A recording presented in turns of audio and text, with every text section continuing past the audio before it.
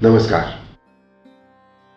आखिरकार उत्तर प्रदेश सरकार की कैबिनेट ने एक बड़ा फैसला लेते हुए गौ हत्या के लिए 10 साल की सजा और 5 लाख के जुर्माने के अध्यादेश को मंजूरी दे दी है। हालांकि गौ हत्या पर देश में पहले से ही कानून बना हुआ है, जिसके अनुसार हर राज्य सरकार की यह जिम्मेदारी है कि वो अपने राज्य में गौ हत्या को रोककर गौवंश की रक्षा करे। लेकिन इस पर इतनी बड़ी सजा या जुर्माने का प्रावधान नहीं था। पर इस देश में अब तक गौ हत्या जैसे जघन्य अपराध को गंभीरता से नहीं लिया गया।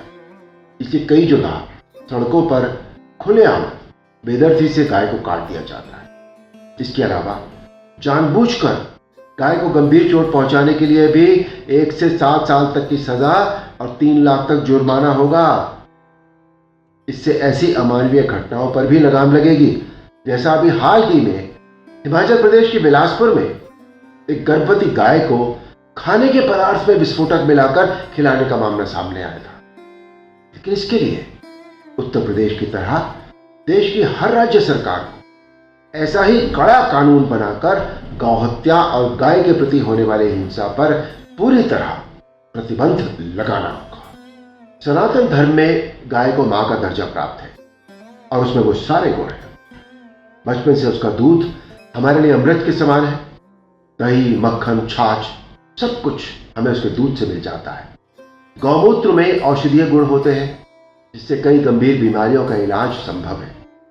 पूरी दुनिया में इस पर अनुसंधान चल रहा है। गाय का गोबर कृषि कार्य में खाद के रूप में काम आता है। तो देखिए जरा कि गाय से जीवन के कितने आयाम जुड़े होते हैं हमारे। महाराष्ट्र के विरार में आनंद धाम गौशाला नाम का एक आश्रम है, जिसमें कई सालों से ऐसी गायों की निस्वार्थ सेवा की जाती है जिन्हें लोग मरने के लिए छोड़ देते हैं या काटने के लिए कत्ल खानों में भेजने की तैयारी करते हैं।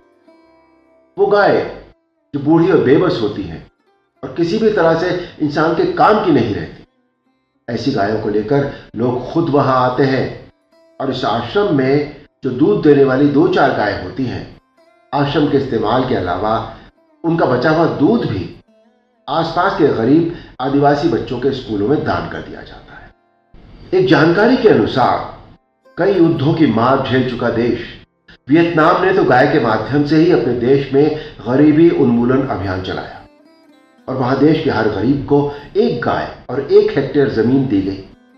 उस जमीन में वो चारा उगाते थे और गाय को खिलाते थे और उस गाय का दूध सरकार किसानों से सीधे लेकर उन्हें तुरंत उसके पैसे देती थी। सिर्फ उनके बच्चों के पीने लायक दूध उनके पास रहता था और बदले में उनसे गाय की बछिया को इंटरेस्ट के रूप में लिया जाता था।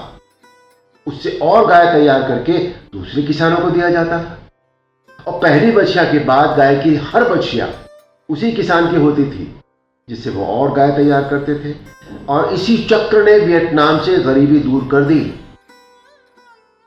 हमारे देश में गौ हत्या कभी बंद नहीं हुई।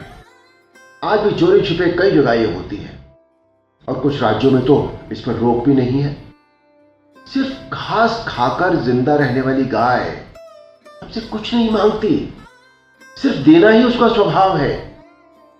इसलिए गाय की रक्षा कीजिए, उससे प्यार कीजिए। उस थोड़े से प्यार में आपको इतना कुछ मिल जाएगा जो एक इंसान के जीवन के लिए बहुत उपयोगी है और बहुत काफी है। जय श्री राम।